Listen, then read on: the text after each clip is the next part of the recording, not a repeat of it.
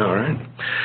All right. I think we're going to go ahead and get started this day here. And I thank everybody for logging on. For those of you who are still logging on, welcome to North Park University Center for Youth Ministry Studies webinar series. My name is Daniel White Hodge. I teach here at North Park University in the Youth Ministry Biblical Theological Studies Department, and I also direct the Center for Youth Ministry Studies.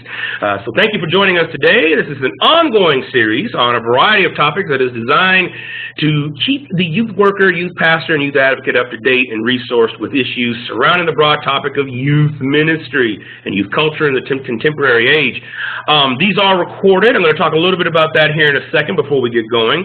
You can log on to our website, northpark.edu/centers, Center for Youth Ministry Studies, for more information to see those archived webinar series, and you'll see that we have a host of topics. So I do encourage you to do that because those are free, and in this day and age, it's great to have free things. A few housekeeping notes to keep in mind before we get going here. First thing is first, we will mute everybody who is not speaking, well, me who's not presenting, simply because your background noise just adds, and anytime the way the software sets up is anytime it picks up a noise from another participant, it will automatically go to that participant. And we are recording this, so we want to kind of make sure the transitions are smooth. So we're going to keep you muted. Again, helps keep down background noise and keeps the conversation moving. So don't be offended that you were muted. Trust me, you will be unmuted. We'll have a little time for Q&A. If you do want to pose a question, you can either raise it in a chat box in the WebEx, or you can also tweet us at the center. Our Twitter handle is @CYMS@AT-NPU. So that's CYMS@NPU, and we'll try to respond that way as well. So again, we are recording this event. It is going to be archived, so if you don't want your voice to be heard for whatever reason, hey, we understand. But you still want to be in the conversation. Feel free to use the chat function or the Twitter function and to respond. Or if you're one of those persons who just likes to kind of sit there, mull on the information, and then respond later, I will give you my email address at the end of the presentation. You can, by all means, email me directly. We will leave some time at the end for Q&A. So we'll try to spend some time, kind of debriefing. This is a big subject, and by no means are we going to be able to cover everything in one swoop. So we'll take some time at the end for some questions. I am joined also as well. You probably don't see her, and that is our lovely assistant director, Allison Burkhart, who is here. She's going to be tweeting and doing stuff on the social media to keep things going. And she is here in the office with me today. So welcome, and let's begin. Wow. So, where do you really start with something like this, right? It's like, as a youth worker of over 20 years myself, and someone who's cared deeply for young people, students of really all ages, this particular subject in particular as it pertains to just death, police brutality, police terrorism, violence, is something that's near and dear to my heart. As a researcher, as somebody who's an academic, as somebody who's trying to be is non-biased, right? As my training is trying to help me come along, right? As be as non-biased. It's difficult with something like this, right? Because growing up, I was beaten by police mercilessly. I had a friend of mine who was killed by police brutality. I had several of my friends roughed up, and so this is something that is near and dear. And then you think, well, I can't relate to the police brutality, right? But here's the other side of it. Then I've got the violence side of it, just the sheer violence of growing up in a small rural community in Texas, where the N-word was used by not just my peers, but also teachers and principals. And so there was this, and this wasn't that long ago. I'm not that old, right? You got to remember, I tell this story all the time, and I want to just share it again to kind of lay some context of the area that I grew up in. In 6th grade, a friend of mine came dressed for the Halloween dress-up contest as a Ku Klux Klan member and won first place. So we have to keep that in context. We have to keep these things and again, of course, it's always like, oh, this is just joking. This isn't, hey, have a sense of humor. But for those of us in the ethnic minority community, for those of us who have experienced this type of level of oppression, this type of level of violence and hate, it's not a joke. It's not something that you can sit by and just and kind of just laugh off.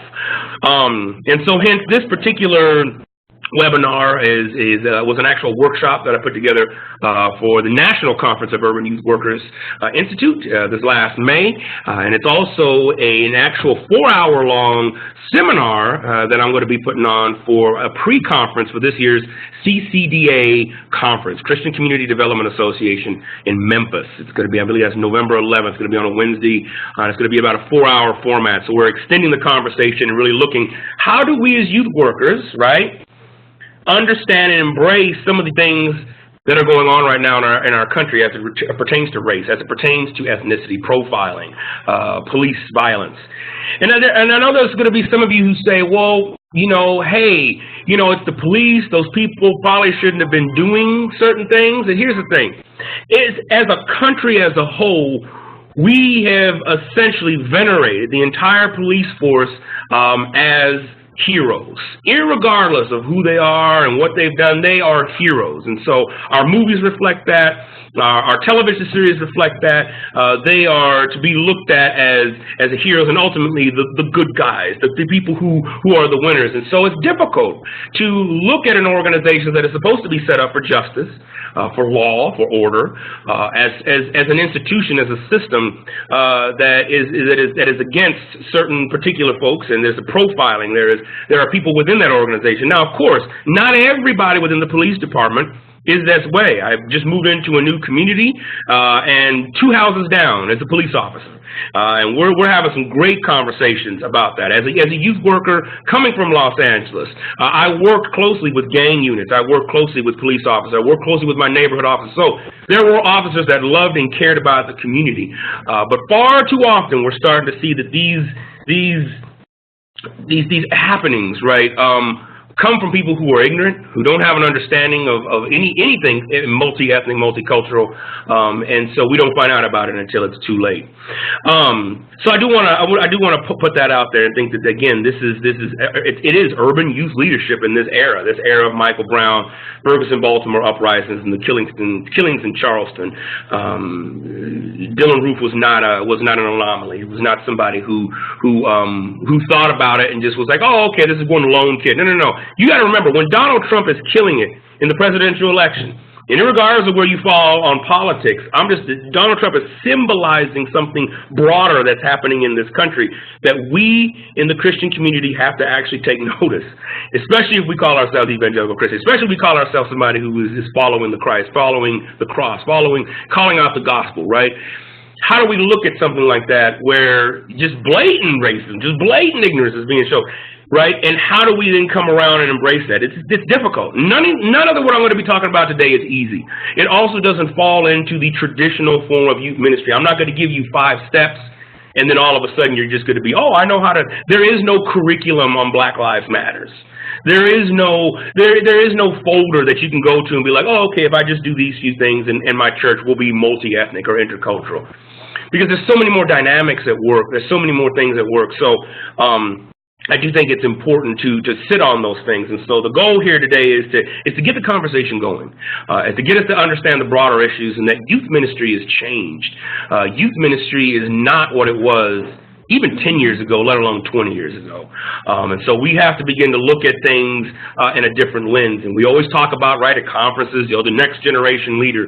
Well, I know we here at the center, we're committed to really preparing that next generation, but it looks differently. It feels differently. It feels like, wow, why do we have to spend time talking about gender, sexuality, race, because those are important. And the title comes out of not only a Tupac song, but in my own interviews and research, a theme that kept coming up over and over and over again.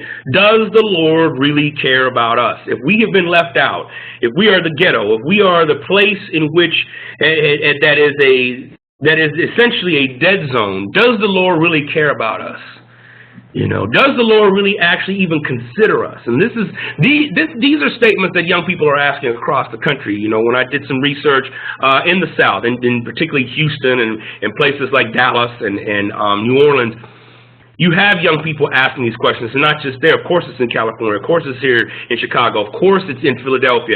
Young people today have tons of access to material, and so a God that is abstract, a God that is just out there, a God that just sits down and judges is not going to connect with this generation at all. And we begin to see some of those things, right?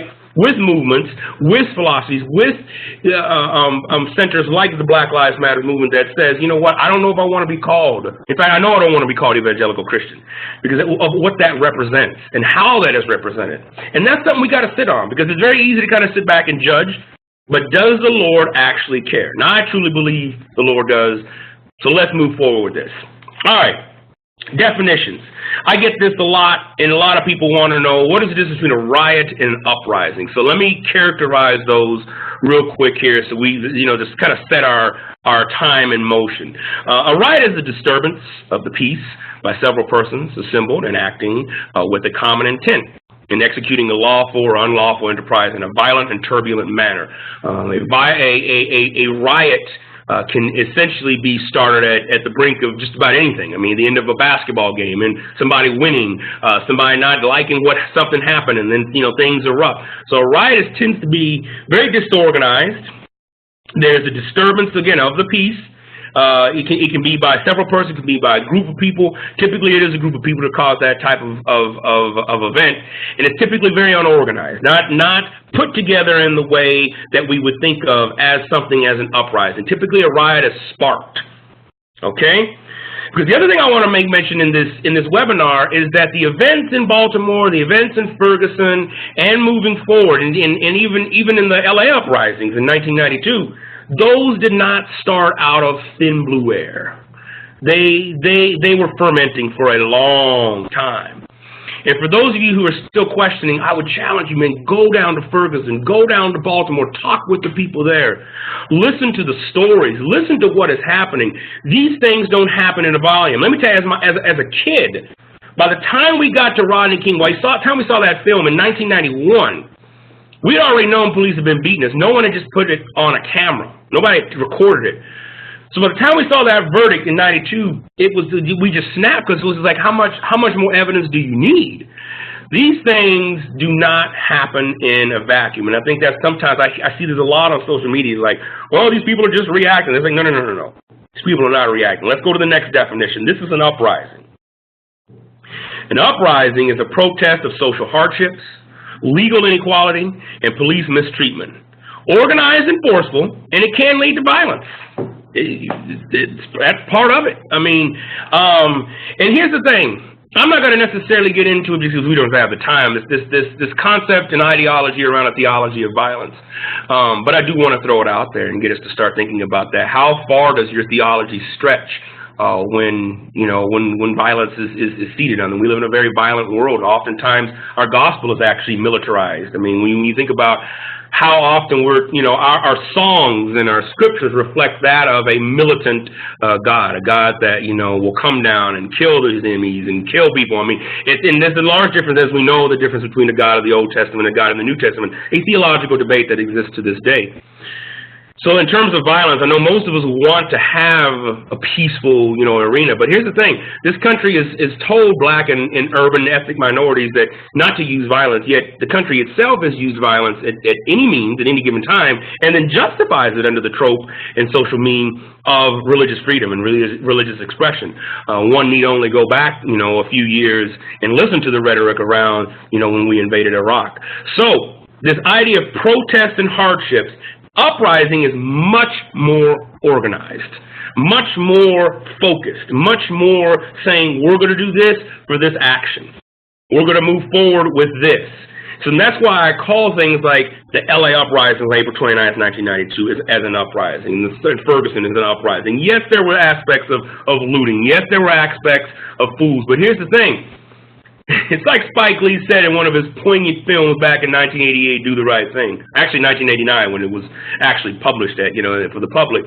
He said it like this, when Radio Raheem and them, got killed, and, Mookie comes and throws the trash can through the window, people are like, oh my gosh, he's destroyed Sal's window. Guess what?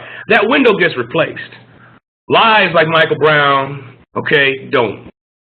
And so, the insurance is going to cover all those things. So I'm not saying that we need to go out and please don't leave this webinar thinking, oh, Dan said I can go throw trash cans through windows. No. Now you missed the whole point. Don't run with that. What I am saying is that at the end of the day, you have to ask the question, what is making somebody so upset that they are actually going to go out and do something like this. Again, it doesn't happen in a vacuum. Now, rioting does. You know, oh, the Lakers won. Oh, let's go turn over cars. You know, oh, the Bears won the Super Bowl. Oh, ooh, yo, watch on that one. Oh, pray, have mercy. All right. You know, then people gonna riot for that one, right? At the end of the day, though, that's not an uprising. An uprising says we are protesting the social hardship. If you've held me down, if you've given me legal inequality, if you've mistreatment, right? You've given me mistreatment by the police, how much more can I take? How much more can I grab? So it's important to kind of keep these things in tension. I get it. There's probably still some naysayers out there, but I at least wanted to start us off with these two definitions. Let's move into some of the causes of uprisings, if you will. What are some of the causes of this? First, I don't have necessarily the room to show you this video, but Kamasi Brown, a great documentary called Made in America, Bloods and Crips, actually puts it like this. He said, when the policeman pulls me over every day, challenges my face, essentially what he doesn't realize, or what they don't realize, is that they're feeding me a spoonful of hatred. He said, that's my diet, a spoonful of hatred every day. Every day, spoonful of hatred. And so day after day after day, it's just a matter of time before I erupt, or upon whom I will erupt on. Will I look at myself in the mirror and attack myself? Will I attack my brother? Will I attack my sister? Or will I actually go after the cause of this hatred in my life? And it adds up. A spoonful, right? A spoonful of sugar, that's not bad. But every day, piling up, piling up, piling up. So these things break out. So let's look at what a spoonful of hatred actually looks like. The first part of it is social and cultural exclusion. We are excluded. We are left out. In the urban environments, and you know that, particularly inner cities, and I know urban is moving and redefining itself right now, particularly when we think about suburban poverty and the rise of that. But for the most part, people who are poor, people who are impoverished, are socially and culturally excluded. There's an exclusion that comes with that, and so I don't necessarily know where to fit in. I don't know where to go, and so how do I connect? Well, I don't know. I'm excluded. I'm excluded. You know, it's like one pastor told me who worked in the inner city. He said it like this. We were having a conversation about, postmodernism, and I think one of Rob Bell's books that came out, right? And he was talking to me like, Dan, he's like, look, I got people dying in the streets, and I'd love to talk more about this postmodern philosophy. He said, but I don't have time. We all exclude. I got, mothers who need this. I got fathers who need this. I got families who need this. I don't have the time. And so oftentimes people, including people who work in the inner city and urban environments, are excluded as well. Well, what else? You have this sense of what's called anomie. Now, this is an old sociological definition. Neil Durkheim first posited this, right? And anomie is essentially what's called a social condition in which people find it difficult to guide their behavior by norms that they experience as weak, unclear, or conflicting. Let me repeat that. Anomie. A social condition in which people find it difficult to guide their behavior by norms that they experience as weak, unclear, or conflicting. In other words, it can be defined as a sense of not knowing what one is expected to do, of being adrift in society without any clear and secure sense of mooring. And so this animistic behavior tends to take shape in young people. And I've seen this a lot where people they find it difficult to figure out, who am I? Where do I go? I'm already socially excluded. I'm already X'd out, so I am animistic. I don't know. Now, of course, they're not going to necessarily say that, but they will act it out. That ties into, the growing issue of police harassment. You get police harassment. That's part of that spoonful of hatred. That's part of that ongoing. We're going to get harassed. We're going to get pulled over. We're going to get looked at. We're going to get profiled. I have a friend of mine she was once a student of mine here at North Park. She's now a good friend, and African-American woman, and it was almost unbelievable how many times she got stopped here on campus by police. Lights all up in the face, and it's just kind of like, it adds to the frustration of the day. I mean, I know I get my monthly pullover by cops, and it's just like, okay, here you go, and let me just keep my hands on the steering wheel, right? If they ask me to get out, I usually do the thing where I open the door on this side, keep my hands out of my pockets. I don't want to be another statistic. Police harassment, it adds up. It adds to frustration. Well, what else? Unemployment. Woo, that's a big one. Trust me, for somebody who's been in the unemployment line with 4 degrees and 2 books, I was in the unemployment line. And I had the privilege to actually try to make a difference. Imagine if you ain't got no degrees, no nothing. You're socially excluded. You don't know where to fit in society. You've been harassed by the police, and now you don't have any money. Yeah, that's going to add up. Male or female, doesn't matter, young or old, money. And it's like the writer of Hebrews says, it's like, money is the root, is the heart, is the center of all evil. And you think about, why cartels do what they do with money. Well, why is the president, well, there's money. Well, why is there a scandal? Money. Unemployment is a big thing. I don't know, how am I going to pay for this? I mean, it causes stress. For those of you who've been unemployed or with low ends, you already know what I'm talking about. How are we going to pay for this bill? How are we going to afford that? All those things are big things. Well, then we got good old-fashioned racism, which is still alive and well. If not anything, it is stronger today than it was in 1964. At least in 1964, I had something that told me colored only and whites only, right? Now, those same walls are still up, but they're invisible. Power is invisible in this country today. If I ask you who the president of Chase Corporation is, Wells Fargo is right now, who is it? No, none of us know. You have to go, I go look on Forbes.com. The reason those uprisings in Egypt and Libya were because they knew exactly where those cats lived. They knew exactly where the president lived. They knew exactly where it was. So power is invisible. And so racism tends to be very invisible. But when you cross those borders, you crossed it. And so racism sits at the seat of so many things, and it's so complex. I mean, people, I've been hearing this, since Obama got elected. Like, well, what else do you want? I mean, you got a black president. It's like, that's great. The presidency acts as a blunt tool. I mean, the presidency, if you measure presidents by just sheer numbers of policies, which is essentially what presidents have done, then sure, there's success and not success. I mean, you got some success with presidents. But in terms of actually getting to where the need is, I don't know. I mean, I appreciate what Obama has done, but just because he's elected doesn't necessarily mean that ethnic minorities on the face of this country here in the U.S. have it that much easier. If anything, hate crimes have intensified since his election in 2008 by 6 times they've increased hate crimes. And then you got to remember, I don't know if you guys remember about 3 or 4 weeks ago, you had some people who had jumped a Latino immigrant and said, hey, get out of our country, get the hell, so it's like, this thing is increasing, this stuff is crazy. Racism is powerful. Let's keep moving. Social displacement or societal displacement, same connection with social and cultural exclusion, enemy, but I'm displaced. It's like a planet out of orbit. I'm there, but I'm completely out of orbit. What do I focus around? This generation has lost the electrifying figures like a Martin Luther King or a Malcolm X, Cesar Chavez. The closest this generation has had to a singularized form of leadership has been Tupac Shakur. He's been dead for almost 20 years. I mean, look at, I don't know if you guys remember the Occupy movement. Reporters were going nuts trying to figure out who's the leader of this movement. That is a postmodern, post-soul reflection of even the movement and the protest movement. Even when the same thing with Black Lives Matter. People trying to like, who's running? Who's this? You got different chapters. What's going on? Right. There's social displacement. I'm not saying Black Lives Matter is socially displaced, but what they're fighting for is this social displacement of black life, of ethnic minority life.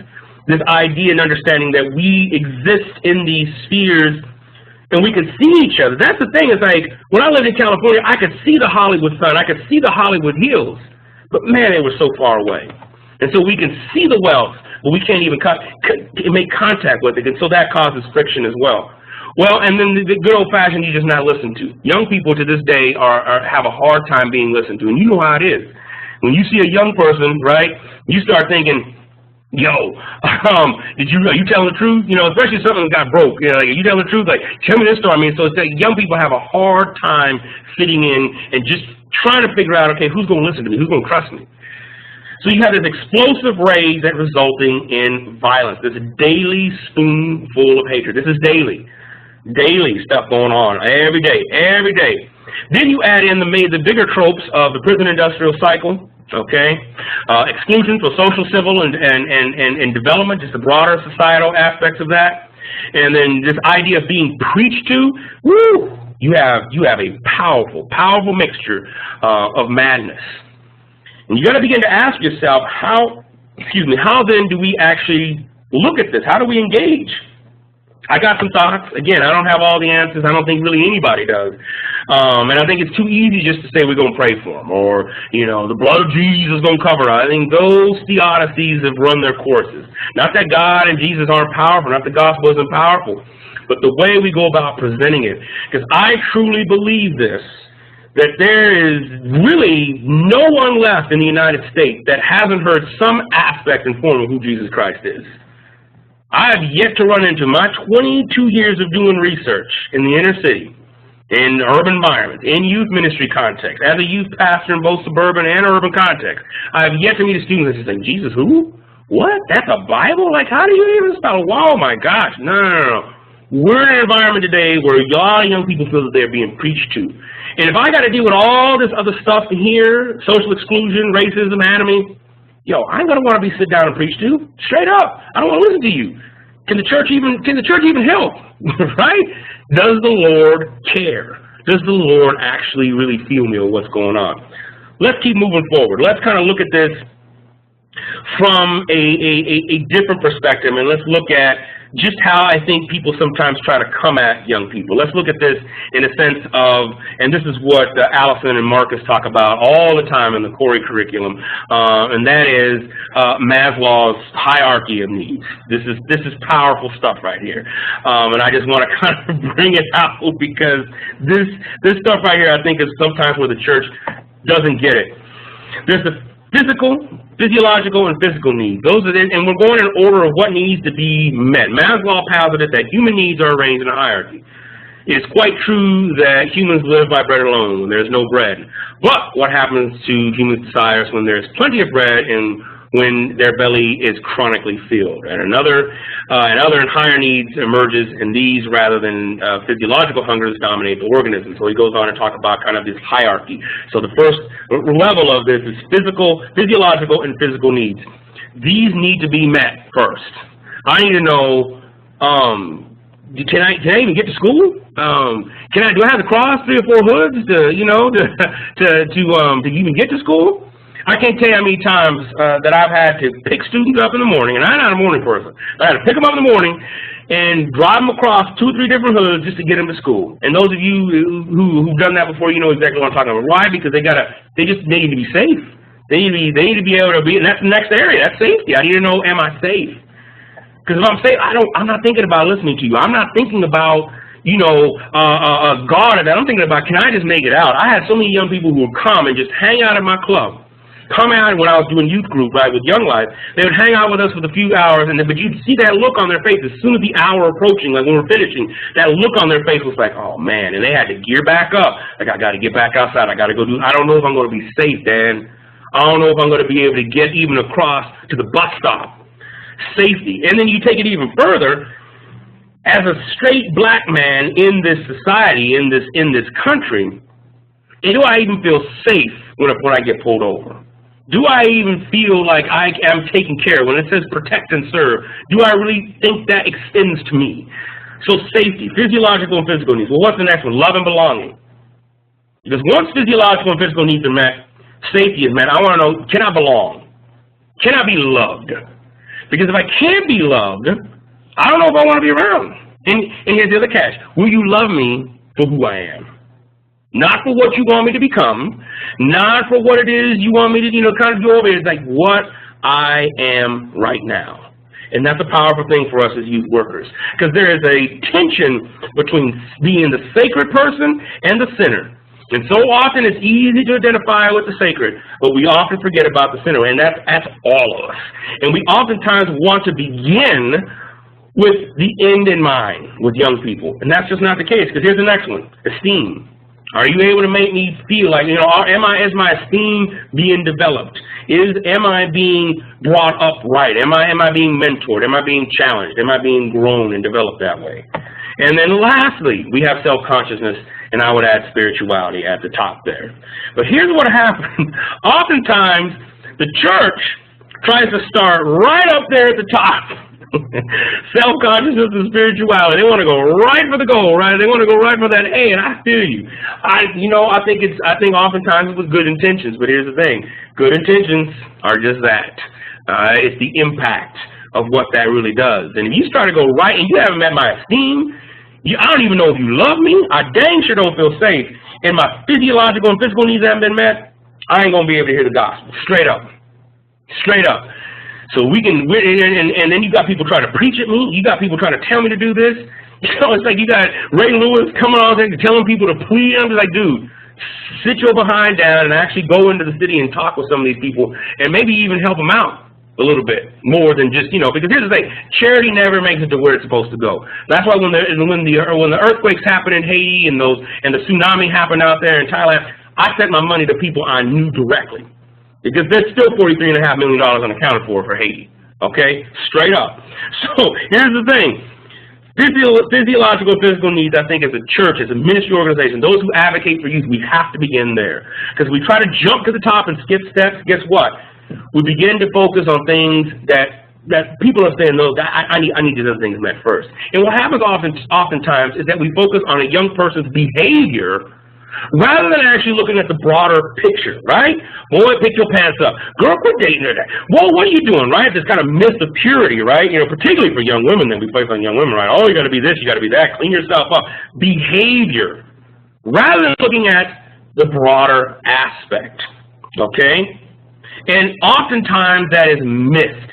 And we look at this thing, and it's easy to kind of look at Ferguson and look at Baltimore and places like that and just kind of look down our noses and just say, man, those people are just, oh my gosh, I can't believe that. You know, it's easy, right? Because you're not there, and it's even easy for me, right? I'm privileged now. I'm relative privileged, of course, speaking. You know, I have a degree, I have a home, so it's easy for me, like, oh my gosh, I'll just give some money and that'll be all right. No. It's a broader engagement with ministry, a broader engagement. Let me put it to you a different way. So we got the relational engagement. Let me look at have you look at the socialization process, and then I'm going to kind of wind up here. I want to open it up for some questions as we're thinking about engagement in this. Because remember, we're dealing with these aspects of a spoonful of hatred every single day. And those things build up. Now, it's not even just the daily, but then you have the historical significance. Think about the history of what police were used for 100 years ago, particularly against African Americans, Mexican Americans, and Chinese Americans. Okay? Chinese Americans, particularly in the 1800s, were used as dang near target practice, right, for the cavalry. Police, the red shirts, which are derivative and created from the Ku Klux Klan back after in 1867, were created to keep the black Republicans in check, because blacks were actually gaining a lot of power, actually predicting a black president within the decade of the 1890s. So the red shirts were created to actually keep those in check, to keep those in there, and they were also touted as police officers to keep law and order. So you have these historical phenomena weighing down on all of these things that actually affect. So let's look at this broader, right? So let's start here with the socialization process here at the bottom of this screenshot. So we got socialization processes, how you've been raised, what your family is like, you know, how you deal with conflict, how you deal with fear, all those things. Then you have social structures, and I would say with social structures, those are physical and non-physical. Physical are the ones obviously we can touch and see, but the non-physical ones are sometimes even the more dangerous ones, right? Institutionalized racism. Can't really see that. Institutionalized segregation, where you're going to go to this school, you're going to be over here, we're going to privatize this school. And yeah, you can come if you can afford it, you can make the grade, right? These non-physical structures that are in place. That ties into social construction of everything: reality, identity, formation, thought process, self-efficacy, self-esteem, right? All those things tie into that. If you go all the way up to the top, you're looking at context and geographical location, which also has socialization processes. But where you live in a geographic focus says a lot about who you are. When Allison and I traveled down to Ferguson, I was just in shock of the place, of just listening to people. One of our tour guides was saying that, you know, police have been pulling black people over there for years. In fact, they had built their courthouse off of the tickets they illegally, you know, put out there. When we went to East St. Louis, I mean, the GPS couldn't even keep up in East St. Louis. It was like, take a left, right, you know what, just keep driving. We hope you'll make it, man. It's crazy, right? No street signs. Imagine growing up in that location. Imagine growing up in that environment where all you see is just mess every day, and then every fourth or fifth house you got somebody with a Mercedes-Benz, like the big one, with like 22-inch rims on it, right? And you thinking like, well, I don't want to live on this. I want to live like that. I want to live like that. And or you got the strip clubs about, what, 2-3 blocks up the way. You know? It's a geographic location. Well, guess what? That affects the person. Now we're moving to the center of the chart.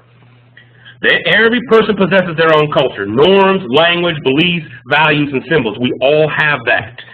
And that's affected by a few things: principles, our identity, how we act and behave, our overall story, the convictions that we have, and of course, values. And those are actually affected by something else that we have on the far boxes list, and that is by history. Both the external history, and then you have your own personal internal history. Now, right now, I'm searching for my dad. I haven't seen this brother since July 18th, 1982, so there's a whole part of my history that's missing. I'm part African-American, part Mexican-American. So I know the Mexican-American side of my family very well. I can go back 6 generations. Right? I can tell you who protested. I can tell you what Tia Mary was doing in 1922, right?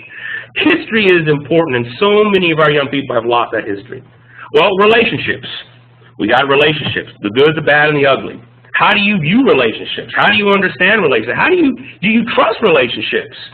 You know, you got these people out here, both male and female, who are just like, man, F relationships. I'm just going to get it to get mine. No wifey, no husband, right? You know, that's what the Gen Y say, right? I ain't going to be tied down to nobody. So what does that say? It's something, again, we got to deal with roles. Roles are big, R-O-L-E-S. What roles you fulfill as a brother, as a sister, as a father, as a mother, as a pastor, as a preacher, as a kid, as a student. All those things are big. Of course, fears are big as well. Genes, where what's in your bloodline, your personality, your temperament. Woo, that's big. Again, it's easy to judge, right? It's easy to judge when you ask LaShawn to be like, hey, can you just help pick up tonight? And then the sergeant blows up. Why are you telling me? Why I got to do the one? I get it, right? He's like, dang, what's going on? Temperament. Character is big. Health, of course, we know is a major factor. You know, kids, particularly in these environments, aren't eating right. You know, hot fries and Cheetos. You know, and Sprite, and wash it down with that. And we already know that, you know, impoverished areas have the worst of everything in society. You know, if there's some cancer to be had, it's going to the poor area. Irregardless if it's black or white, you know, think about something like what the Aaron Brockovich film did. You know, when you think about poor, disenfranchised white people, which actually is a growing number, has been a growing number in this country that we don't really ever talk about. And that falls into this characterization as well, right? Health, gifts, skills, abilities, desires, and resources. This all affects a person's story and who they are as a person. But oftentimes what we do is we focus solely on the behavior, and everything else in this chart and the previous chart goes right out the window. And all we want to deal with is the behavior. And I get it. That behavior may be nefarious. That behavior may be jacked up. That behavior may be just be out there. I get it. I'm not saying you have to accept it. But I am saying look beyond it. I've had plenty of young people live with me, man, both male and female. And there's some times I'm just like, woo, Lord have mercy. This one little girl, we took her in. She was having a real hard time. Mom was undocumented, living in the country, but was an alcoholic and wasn't watching any of her younger brothers and sisters. So we said, you know what, we'll take you in. Man, 3 months in, this young lady had pretty much a nervous breakdown, telling me, my wife and I, saying, you guys don't argue, you guys don't fight, you guys don't yell at each other. She's like, I can't deal with this. It's too quiet here. Right? It's too quiet. I can't, why don't you, you know, Dan, why don't you just yell at your wife every now and then? You know, I'm not used to this. It's too quiet.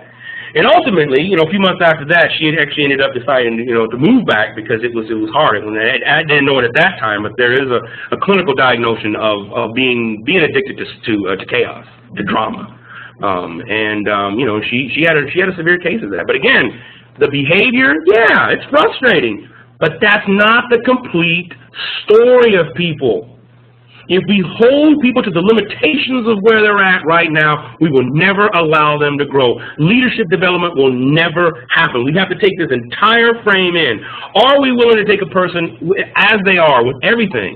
The funk breath, the everything. Can we take him in?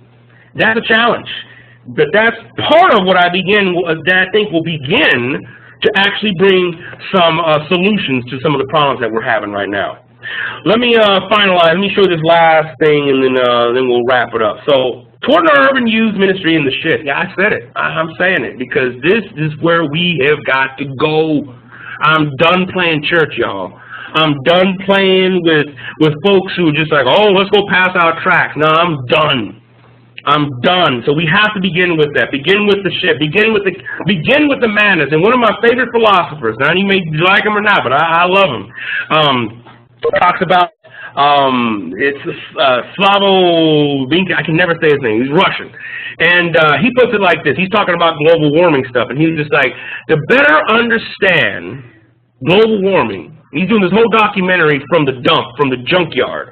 He's saying, we have to begin here, at the mess. He said, because it's too easy to walk out your door and be like, oh, there's no global warming happening. There's nothing happening. I got green grass here. The skies are blue. The air is blowing. Everything's going to be just fine. And far too often, it's easy to just look at our current situation and be like, oh, how can these things be happening in the country? I just don't understand. Everything's good with me. Everything's fine with me. You have to begin with the shit. Because if you're not beginning there, if you're not beginning in the madness, we're dang sure not getting into the real aspects of what ministry is. We have to resist advice. Resist giving advice. Well, let me tell you what you should be doing. Listen. All right? We have to resist wanting to fix it. And I know that's an innate thing of ministers, especially youth groups. We want to go in there and fix it. We want to go in there and make it right. It's too big. You ain't going to be able to do it by yourself. It's too big to go in there. And plus, people want to be listened to. Remember I just told you, people haven't been listened to. If I'm already feeling displaced and out of sorts, why would I want somebody to try to come in and fix it? Especially you don't even know my neighborhood. You don't even know me. All right? Resisting syncretism. In other words, resist the very real temptation to just, well, let's just pray about it. Let's just ask God. Let's just do these 4 things and everything's going to be all right. Absolutely ask God. Absolutely pray about it. But don't stop there. Don't allow that to be your excuse of like, well, I did my job. That's on them. Because see, here in American society, we really do tend to focus so much on individualism. You know, we really focus, and I'm learning this because it's so easy for me to like, well, they're homeless because they made those decisions. Look at them. That's not me. Well, I made good decisions, but it wasn't until I was homeless, right? Then I was like, oh, wait, I did make all the right decisions. I did go to school. I did do these things. Wait a minute. Resist simplism. Resist advice. Resist wanting to fix it. Resist simplism. Well, what else? Engage and listen to the pain, the hurt, and the need. And oftentimes he's just going to be you sitting there and be like, wow, I'm sorry. I'm sorry. I got a young brother I'm working with right now, man. I say 15 words, and he's just off and running. And, you know, but it's listening, it's embracing, it is taking that stuff in because the need is real. Embrace anger. I know it's going to be hard. It's going to be hard for some of us. I know. In your anger, sin not. Absolutely. Absolutely. But embrace it. Embrace that rage. Look at it. Where is it coming from? What's happening? Why would a young person be that violently mad? Why would somebody want to throw something at another person? Think about that for a second. Embracing those aspects of anger. It's a powerful thing. Powerful thing. Get past the language. This is critical. I'm just going to keep it real. I'm just going to keep it real. We got to, because it's like I've said over and over and over again. If a young person comes and says, man, my effing homie was killed by the police, what the F, man? And my first response is, well, I'm sorry, but can you watch your language? I done killed the entire conversation. Killed it. K-I-L-T. Not even killed it. Killed it. K-I-L-T. Get past the language, yo. I'm telling you. If you really want to study language and do a sociolinguistics understanding, go look at Jesus' language. Go look at what Jesus had to say.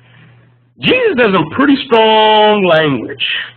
He had some stuff to say to them cats out there. The Pharisees and Sadducees, just go look at them languages. Oh, it's been tamed now, right? You read it in the King James Version, oh, God said, no. Read it in its original form. It's snarky. It's very snarky. That's what I also said. It's snarky.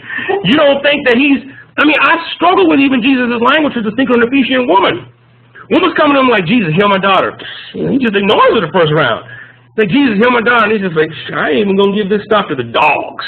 You know what I'm saying? I'm like, whoa, Jesus? Jesus, what are you doing, Jesus? You know, I don't understand. Wow. But that's part of it. Language just is every 100 to 110 years we redefine what curse words are anyway. And there's a difference between direct annotation unto a person telling somebody, man, you are blank, and another saying, just simply saying, man, this is effed up. Now, don't get me wrong. I've heard plenty of sermons, I've heard plenty of talks where people got cursed out, but they never used a four-letter word. So get past the language, yo. Get past it. It is just a reflection of something that's going on deeper. Well, what else? Check your religion, fundamentalism, idealized pathways to salvation, and theodicies at the door. And what do I mean by theodicy? Not the original definition of theology, which is an argument for the justice of God in the face of evil and suffering in the world. The word theodicy is derived from the Greek word theos, God, and dike, justice.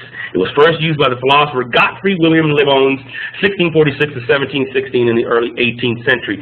That is not what we have done. We have taken theodicy to a whole nother level, just like Key and Peele, right? It was a whole nother level. And it's this thing where we just say, well, I'm going to go on a 40-day fast, and that'll be it. I'm like, okay, well, so?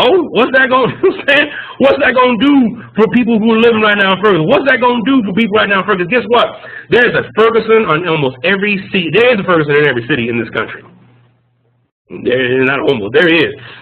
You go to Chicago, right here, West Side, South Side, you name it. There's this happening. Don't think it's not. So these theodicies, we have to get past this simplistic way of just saying, well, God will take care of it.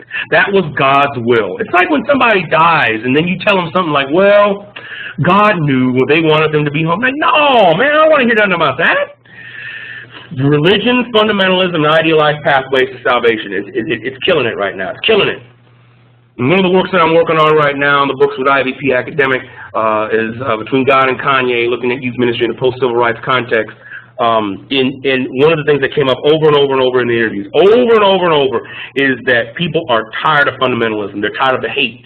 They're tired of the disregard. They're tired of the madness. They're tired of that.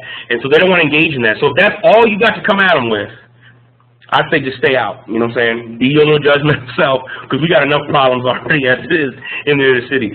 So this urban youth ministry in the shit is a powerful, powerful, powerful thing, but it's not easy. I'm giving you some bullet points here, but what we try to do here at the center is to expound on these with classes like CORE, Conversations on Race and Human Identity. We try to break this down in discipleship theory and practice. We try to apply these principles and aspects in leadership and management, and then on to the senior capstone at the undergraduate level. And then at the graduate level, we try to put in place these things in actual programs. And so it's difficult because people come to us all the time like, wait a minute, I had this great youth ministry experience in church. Why am I not learning that anymore? I'm never going to go to the city that have, a youth ministry, right? But guess what? It's coming to you. If you do a ministry in the U.S., all of these things that I'm talking about are affecting you. They're here.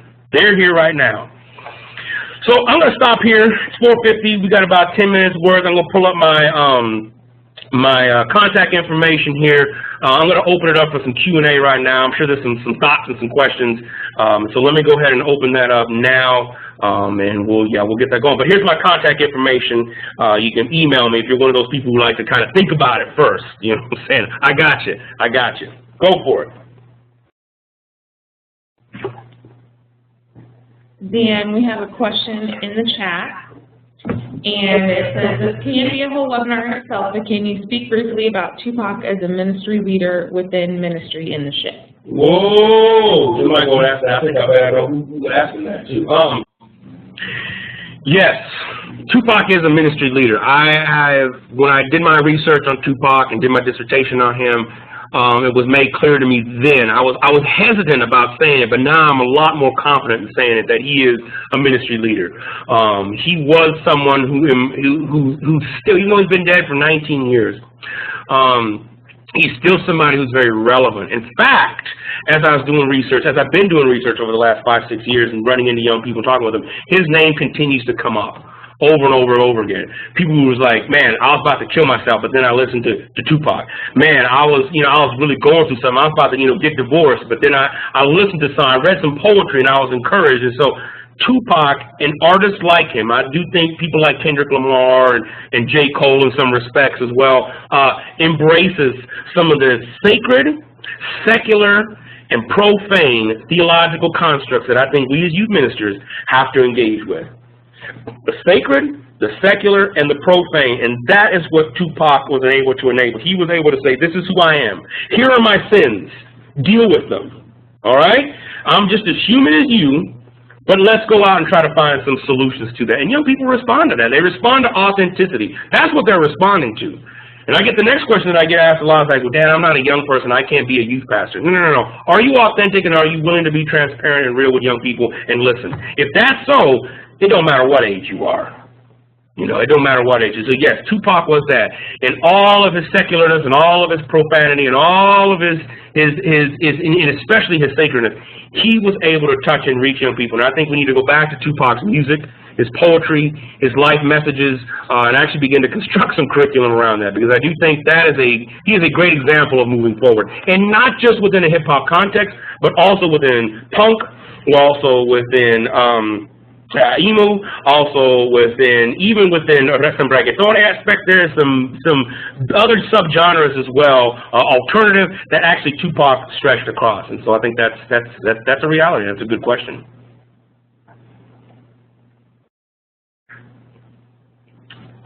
All right, anybody else?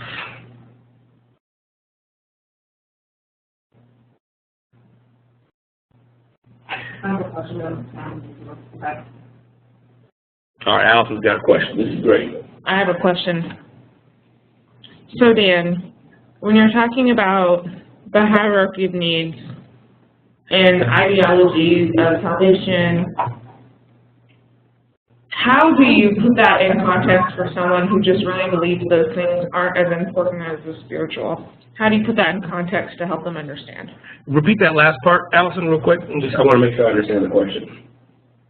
When someone maybe comes at you that says, okay, the physical, discovering what the needs are, isn't that important? Their salvation is what's important. Mm-hmm. How do you communicate and put that into context for them? Okay.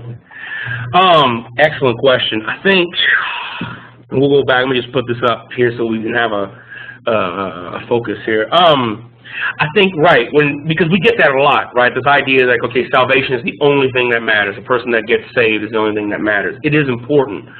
But here's the thing. If I don't even understand it, if I don't grasp it, I'm not even going to be able to grasp the theological notion of what salvation is, let alone the broader aspects of that. I need to know, are you able to sit with me in the process of salvation? Are you willing to dialogue with me? Are you willing to sit in that tension of my needs? You know, can you help me through that? Because through that, I would say, that is part of the gospel and salvation process. And that is part of what I think Jesus did. Jesus sat with people. Jesus went and talked to the Samaritan woman when he wasn't supposed to be doing that. He went and think about who the disciples were. They were a raucous brood of brothers. You know what I'm saying? And of course, if you repair canonical literature, which you don't have time to get into now, the women who walked with Jesus, but you know, that's for another webinar. But when you think about it, these cats were not perfect. In fact, the only one that showed leadership skills and senior pastoral capabilities was Judas. You think about that. Let that sit for a minute. You know, and so when you think about who John was and Matthew and Thomas, I mean, and of course, Paul. Paul was a mess. Jesus sat with, walked with, and engaged with, and it was a powerful, powerful, powerful thing. Physiological, physical needs, safety, love and belonging. You got to remember, Jesus spent 30 years preparing for 3 years of ministry, and that always hits me. You know, that little part at the top, that self-conscious of spirituality, it is important. I don't want to deny it. It is very important. But at the end of the day, all of these things connect to that top area of spirituality and self-consciousness and awareness, is knowing that. Because if all these other things ain't met, it's going to be hard for me to even get into that space, because I'm worried about, can I even eat? Can I even go get groceries? Where am I going to stay tonight? So that's kind of how I try to have conversations with people in regards to that. As the next question is coming up, I just wanted to show you some slides and some pictures from our trip to Ferguson. I thought these were very poignant, and I know they moved me. And I know the site has changed. I know when we went, I think they talked about it being already changed like 6 times. I'm sure by now it's been changed some more. But this was the site where Michael Brown was shot and killed. And there's just the amount of treasures there. I thought this was interesting as well. This is one of the trestles that fell on the buildings that burned. And Jesus help us. I thought that was interesting. Of course, it's geographical representation as well. St. Louis, big state. I mean, if you haven't read Murray Froman, Space and Place, The Hood Matters, powerful representation on how young sisters and young brothers connect with geographical location. Powerful stuff. Here's just another picture. I think we got another question though. Yes, we do. I'm going to say a few here and I have to repeat it so I can see the chat. I'm trying to do some ministry with Syrian refugees in Jordan. What do you think is the best way to approach those youth? Woo! Thank you. Doing ministry with Syrian refugees in Jordan. And what do you think the best way to approach those youth? What do you think the best way to approach those youth is? Look, I think I know who this is. This might be one of our graduates who lives in that part of the world doing amazing work. And if it is the person I'm thinking about, she did an amazing documentary on Middle Eastern rap. And I would say, because I'm a big fan of that, and you know what I'm talking about, is to begin there. Begin with the pain and the hurt within some of the music, within some of the protest and praise within that. And to really allow students to dialogue about that, but not just dialogue verbally, but non-verbally, through art, through paintings, through spoken, not even unspoken word. Like, how do we actually use our bodies as physical manifestations of the pain that's going on inside of us? Dance is good form of that. I would encourage you to use as many, of course, this is who it is. She took plenty of my classes on film and music, and to bring out some of those things and just allow folks to talk. Because here's the thing. That situation is rough, and I can't just say, oh, do these, and things are just going to work out the best. I don't know. But it's like Mother Teresa said, no one deserves to live like crap. No one, I'm paraphrasing, but I don't think Mother Teresa said crap, but no one deserves to just die and to just live life without being loved, without having that community. And you were providing that. Use the resources that are befallen to you, and allow the students then to, in turn, return that. One of the most powerful things that I was able to do that moved me was allow students to just paint their pain on canvas. I didn't put no limitations, and I know that disturbed my donors. It disturbed some of my committee members because there was images of skulls and people, beheaded and everything. But you know what? As one young sister told me, she's like, at least it's on the canvas and not in real life. And I was like, whoa. And then we could talk about it because it's out. So that's where I would encourage you to begin. In terms of, broader solutions, woo! And we're talking United Nations and, peacekeeping conflict. But I would start with what you have. Another question. Dr. Yolanda Pierce over here at Princeton. Let's try this. All right, here we go. Now you guys can hear me. Dr. Yolanda Pierce over here at Princeton speaks about how church need to not just ask their members, not just, are you saved, but are you safe? Where does the church begin to bring safety? Who do we partner with? What do we call out as injustice so that urban youth are safe? So I'm going to repeat some of that. Dr. Pierce and Princeton speaks about how church needs to not just ask their members, are you saved or are you safe? Where does the church begin to bring safety? Who do we partner with? What do we call out as injustice so that urban youth are safe? Wow, that question really kind of goes along with the one we just had in a lot of ways. Yeah. Woo, that's powerful. We're better placed to be safe than is at the church, in the environment of the koinonia, of the community. Those who are following Christ, those who are following God, who are trying to live a better life. The church can provide so much in that regard. And now we're kind of talking a little bit about, Christian community development. How do you look at the broader needs, medical, psychological, mental health, basic safety, law. You're going to have somebody who's dealing with, the criminal aspect. So not the criminal aspect, but the legal system, right? How then do we begin to put some things in place? I think the church is a great place for that. I'm not trying to politicize it. I'm not trying to say go vote for this person, vote liberal, vote conservative. That's not the point. The point is that I do believe the church is just that. The way the disciples live and act, and I know not everybody can do that. I get that. I'm not telling you to do that. Nor can everybody relocate, right? One of the R's of, 3 R's, right? It's like you can't all relocate. I get that. But we can love, we can provide an environment where people are able to feel safe And if it's meeting basic needs, this is what I tell our youth workers all the time: know your role. We are not training you to be a licensed clinical psychologist. We're not training you to be a counselor. We're training you to be a professional youth worker that's able to spot some things in order to be like, oh wait, that's out of my realm. Let me partner with a behavioral clinic and actually help people get some help. One of the things we did when I was in Pasadena, our leaders, we were seeing high levels of PTSD. We went out and we were blessed to find some money, and we brought on a licensed clinical psychologist, and we started with our leaders first and got them help. And they all had to go. They fought it. Ooh, they fought it left and right. But they had 12 sessions that they got with it, and almost all of them have come back and be like, thank you for that. And that's just one example, starting with the need, because there was so much stuff going on with that. And so I think, yes, absolutely. Let's start with loving people and providing some safety. I know the time is 9. I wanted to end on this slide just because I think this is poignant. This was at one of the stops when we were leaving Ferguson, and it says, you know, you and me together, but it says, you know, F your peace. And I want to challenge us. I want to challenge all of our righteous indignation for those of you who are like, oh my gosh, I can't believe they said that. I can believe they said that. And I was one of those young people who wrote stuff like that because I wasn't listened to, because I felt dislocated, because I felt there was no sense of direction for me. And it wasn't until somebody came and sat with me in my funk, in my mire, that I was able to see a different way. I was able to engage. But it wasn't until that person came and walked with me. And not just for one day, not just for a revival meeting, not just for one youth Sunday, but for dang near almost a year of just me questioning, me pushing back, me arguing with this person, right? So I encourage you guys as you go out, blessings. Again, this is something that is not easily engaged with.